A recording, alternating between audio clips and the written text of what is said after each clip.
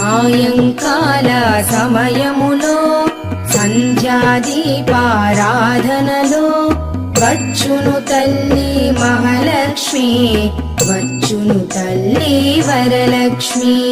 కాళ్లకు గజ్జెలు కట్టింది, మెడలో హారము వేసింది, పిలచిన వెంటనే పలికింది, అడిగినదంతా ఇచ్చింది.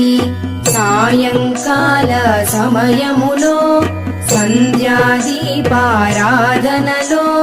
వచ్చును తల్లి మహాలక్ష్మి, వచ్చును తల్లి వరలక్ష్మి.